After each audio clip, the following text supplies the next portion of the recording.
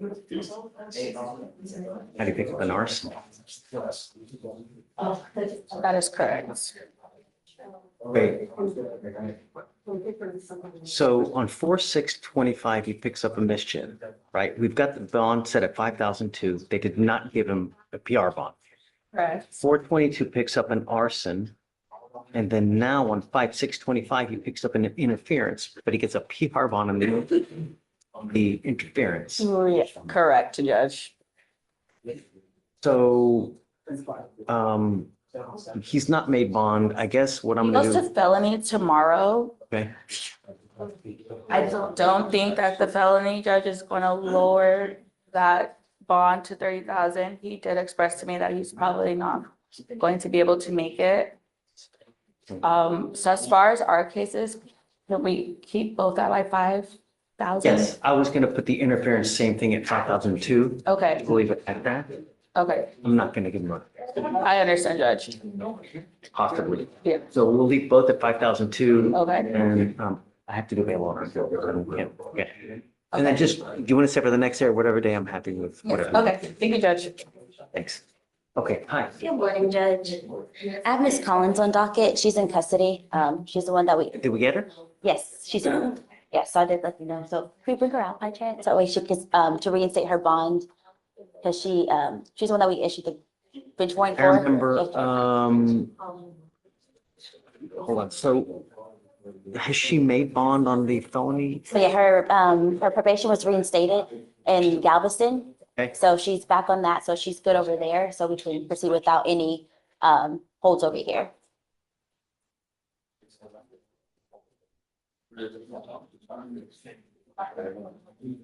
What is your position, state? So the deal is this, is that she picks up an assault here in August of last year. She's on felony probation at the time, right? Yes, They Judge. revoke her bond, put her in custody. She sits in custody for a long time in Galveston, right? Judge. They just now reinstated her probation Yes, Judge. over there. So we bench warrant her back over here. So that's what we are. She wants a PR bond on the assault. And so we did that because to get her here to actually take care of the case. To get her here to Yes. try to take care of everything. And so she hasn't done anything while on bond in this case, no violations or anything like that. And She's been in custody the whole she was time. in, yes, well, for the most part, yes, she was in custody. So, on, Is she in a holdover right now? yes. Can we talk about a resolution? So Yeah, that we talked way- about the third one. We yeah, talked about deferred? yeah, Yeah. yeah. Yeah. Okay, I'm gonna read first. Just let me know when you're done. Sorry, Judge. Yeah, hi. Hi, Edelbert Wilson on docket, he's in the box. it's bond violations. Yes.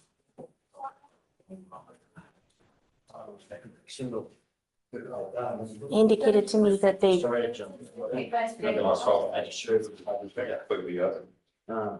Do you speak English? yes. Yeah, we get one more seven, so.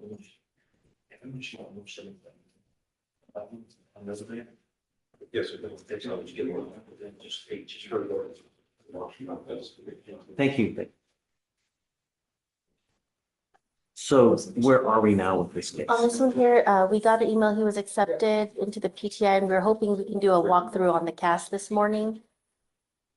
Come up, Mr. Rosas.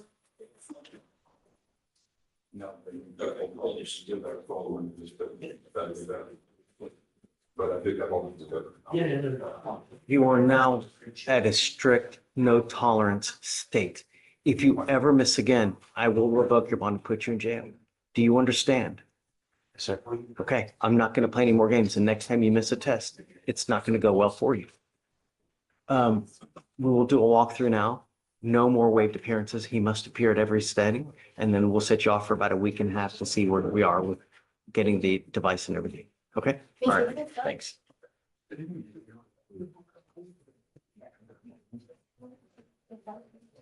Morning, Judge. Can I approach you? Judge, I got Mr. Basilio Montañez, Judge. It's FSGI. He's got to pay $804 restitution. He said he can get that in 3 weeks. So we're just asking for a 3 weeks extension to pay that restitution. Okay, if it's not done in 3 weeks, I'm rolling day for day. Let them know. Yes, sir. 184 now. Right, sir.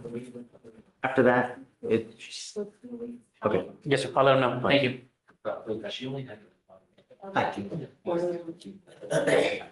Great to see you, Sonia. It's been a while. How are you? So we have Mr. Rooker. So we have, done the paperwork for a deferred, You have what? we've done the paperwork for a deferred. Okay. Is that what you want to do? Yes, Your Honor. Okay. Mom and Dad, you can come up. Or hold on. Hold on, guys. I don't know if it's ready yet.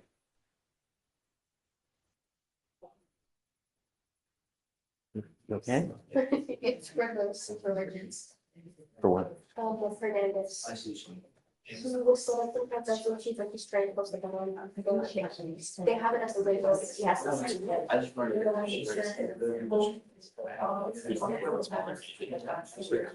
Yeah? Yes. Whoa. Oh, this is the one that we took in yesterday. Yes. Yeah, that's right. Yeah, that's right. Yeah. Do you have the people we're bringing on Brooklyn? No. All right, come on up, guys.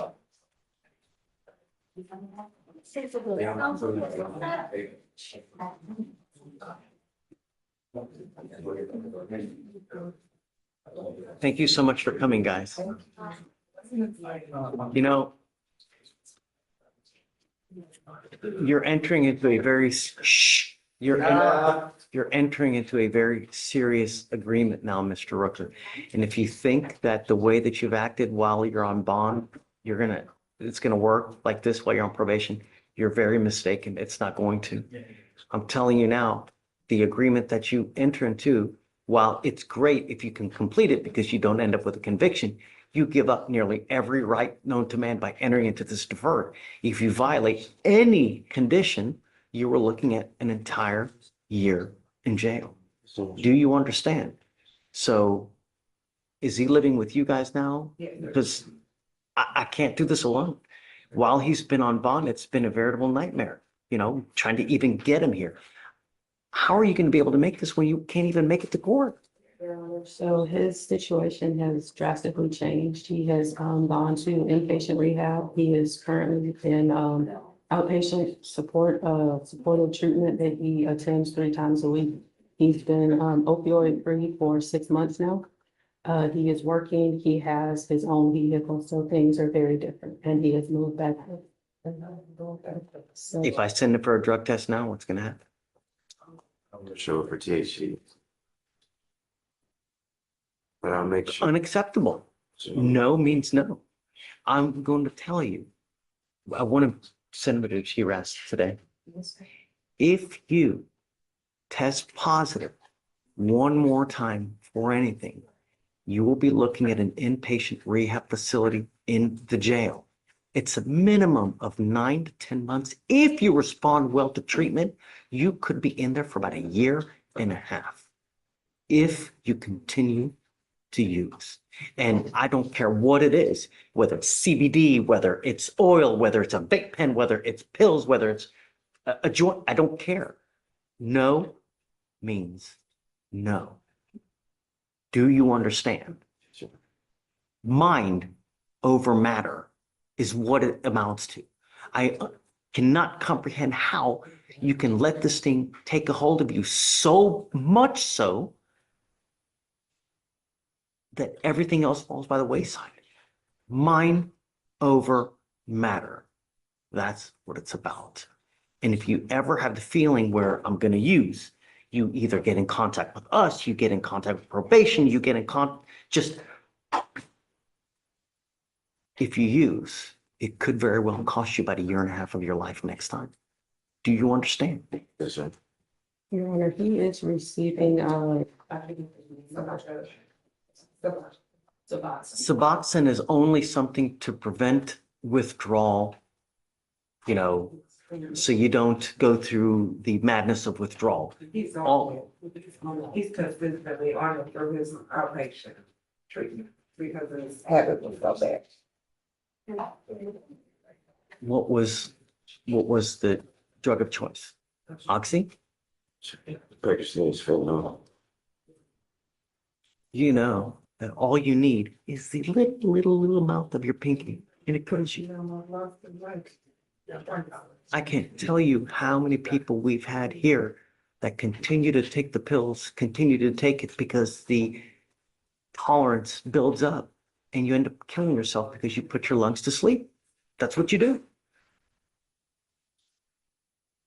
Not to mention, how are you? It's expensive to even do this. How are you even getting the money to do it? Are you working? Sorry, What do you do?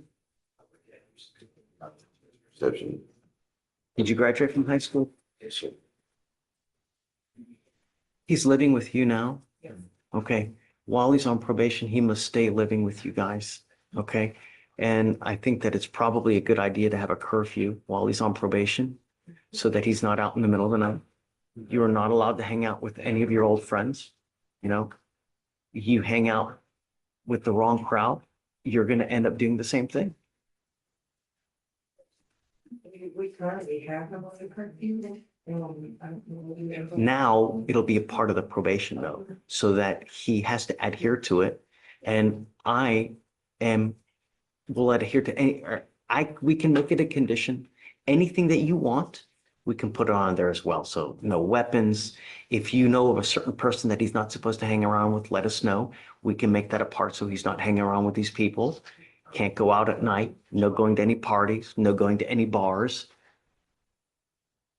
Hanging out with people who are either convicted felons or of a bad character. So I will let you guys get with Shatoria, you let us know, and then we can make it any kind of anything. What do you think is the appropriate time he should be home? So we had him on, during the week, a 12 o'clock schedule, At midnight? yeah. Oh, no. That's only because. Work. He works. Get off with at a 11. girlfriend. Oh, Houston Community College doesn't stay open until 11 o'clock. But Some, he has a well, little afterwards. girlfriend. But he, some girlfriend, Yeah, but afterwards, like last week with the events, some days we'll stay after.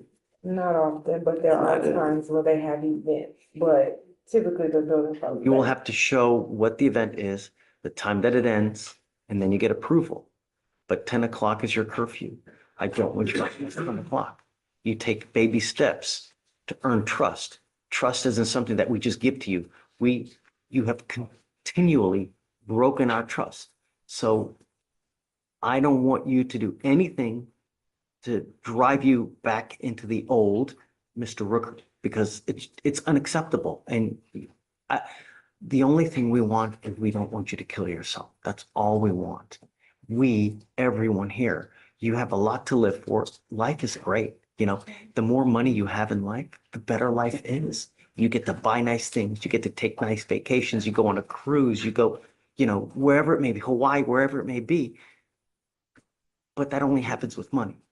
And you get money with education and with knowledge, not what you've been doing. The agreement that you have worked out is a 13-month deferred. This is a type of probation that, like I said, if you complete successfully, you do not end up with a conviction on your record. But like I said, you give up the right to a trial, compel witnesses to testify on your behalf, confront, cross-examine your accusers, right to be arraigned. You give up the right to appeal. So once you enter into this agreement, you are stuck with this until you either complete it successfully or you violate. You violate this agreement, I'm going to issue a warrant. I'm going to put you in custody, bring you back out, and we're going to talk about what you did to violate. And if you could be looking at an entire year. Do you understand? For you to complete this successfully, you must do a TRAS. This is an evaluation to see what other conditions you may need. If they assess supportive outpatient treatment, if they assess inpatient treatment, I don't know. But you understand. No drugs, alcohol, random testing, $100 one-time donation to the family violence provider. You just do Houston Area Women's Center. No weapons. And no harassing, threatening, or abusive contact with Guajardo.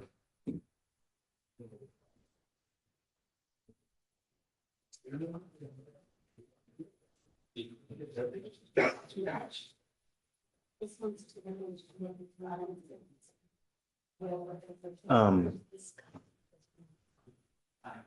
curfew 10 p.m. to 6 a.m.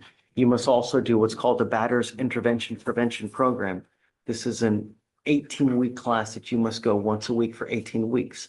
Do you understand? The worst possible thing you can do is just take off. That's an immediate warrant. We can always work through any problems, and it's never about the money. I don't care about the money. It's you doing what you're saying you're going to do, staying out of trouble, and be nice. It's not hard, especially with these probation officers. You go to a probation officer, you make your appointment at 3:30 in the afternoon, you go over there, they're already going to be stressed out because they deal with all these other people. You go in there with a bunch of issues, it's probably not going to go well. You understand? Anything else you think that we should address? I'm going to waive all the fees, so doesn't have to pay for anything. With regard to if they do any kind of like intensive outpatient, I'd like to try to qualify for, funding. Yes, sir. We're going to try to keep everything to a minimum as far as money, but you test positive. Do you understand? I want him tested today, and then let's test again in 50 days. I'm testing you again in 50 days. If you test positive for weed again, you know what happens. Do you understand? How do you plead to this offense? Guilty or not guilty? I'm not going to find you guilty, Mr. Rook. I'm going to withhold that for 13 months. As part of this agreement, the assault is going to be the assault is dismissed, right? Yes.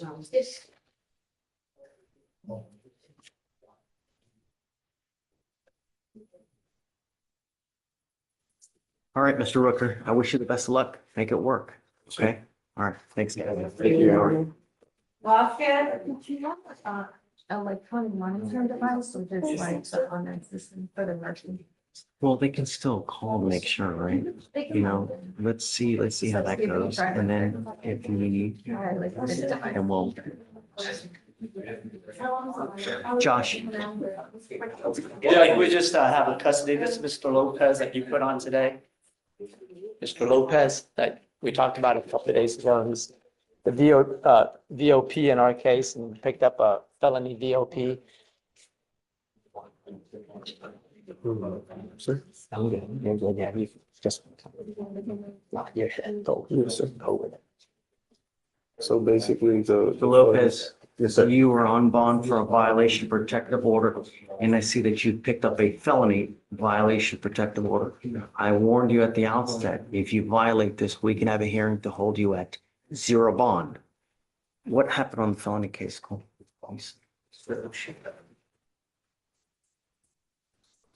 On the felony case, on May 4th, 2025, at 4:15 a.m., law enforcement officers were dispatched to the Oxford Inn.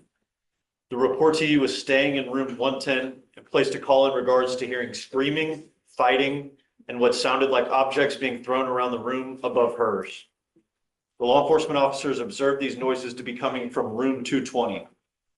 Upon knocking on the door, the defendant answered, and law enforcement officers observed him to be wearing an ankle monitor. Law enforcement officers observed the complaining witness sitting on the bed. Both the complaining witness and the defendant relayed that only a verbal altercation had taken place. Dispatch advised that defendant was currently out on bond in Harris and Fort Bend County, and that the bond conditions in both of these cases included a no contact order with the complaining witness. He's on bond for a case in Fort Bend County too? What's he got open in Fort Bend? Checking that, Your Honor.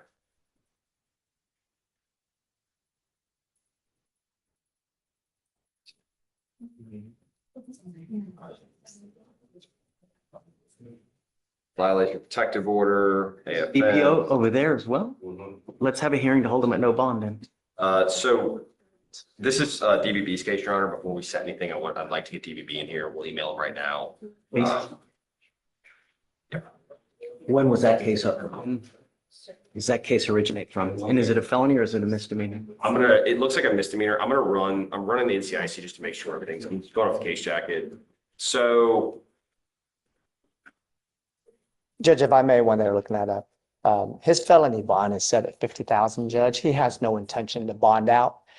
I mean, if you want to go through the, whole thing about your hearing, that's entirely up to you. But I mean, the only thing I would request is, considering this is a misdemeanor and felonies got him at a 50,000, any kind of reasonable bond less than that will solve the whole thing, not waste the court's time. He has no intention to bond out. If you want to no bond him, it's the same situation anyways, Judge.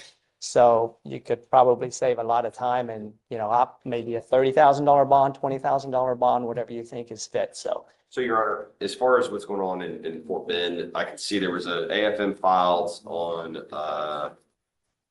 looks like December 20th of 2024. There was an interference call or interference with emergency request for assistance on 12/20/2024 as well at Fort Bend. There was a violation protective order filed out of Fort Bend on, let's see. Mr. Lopez, I'm going to revoke your bond now. I'm going to set it at 50,003. And then let's talk to DVD to see whether we have a hearing to hold them at no bond. I mean, I find by clear and convincing evidence, you refuse to comply with bond conditions. You repeatedly show that you're going to do whatever you want to do. You're a complete and utter danger to our community. I think that the only reasonable thing to do is to have a hearing as to whether we're going to hold it no bond. In the interim, now, I'm going to set your bond at 50,003, and then we'll wait for DVD to get here, and then we'll go from there. Judge, and that's fine, but I am on duty in court 12. I'm not sure when I can get back here. It's not going to be today. So, It's got to be. No worries. I mean, I have to give them notice. And just so Your Honor knows, and I'm going to let you know, the felony, one of the bases for the two to make it a felony was this misdemeanor, so. Okay. All right. And just to let you know, in my discussions, when he understands, he knows the gravity of the situation and his intention. It's not true at all. I got you. In terms of all the bonding on that stuff, just so that you have an idea of how you want to proceed with your hearing. We're basically probably going to wait and see what happens in felony, and then this thing will probably resolve itself. Anyways, I just wanted to share that with the court because he and I talked about that this morning. Just don't send them down, please. Okay. All right. Thank you, Jeff. Thanks. Hi, John. Francisco Garcia. Well, there. Okay. So the complainant picked up a couple of serious felonies and state just wants 30 days to do a jail rib, but. 30 Sorry, days. on Francisco Garcia. Wait, That's, so Your Honor, the assault was from January of 2025, Your Honor, on Francisco Garcia? Francisco Garcia. It's from January of 2025, Your Honor. The issue is. Why does it show? He had prior felonies that were recently dismissed. Why does our case show 243 days if it's from January? I'm looking at this too. So I have charge and file date, January 5th, 2025. I'm looking to see if there's another one. Don't. Huh. That's really weird. That's not right. Well, then, of course, I'm going to give you 30 days because it's really only, 3 months. Right. Okay, done. I don't know why it says 243 days. Right. So absolutely. Okay. So just let her know that there's an error in the docket. Yeah. Time to break this one down. This hearing showcased Judge Fleischer's mastery of balance, firm rulings, heartfelt warnings, and meticulous legal reasoning.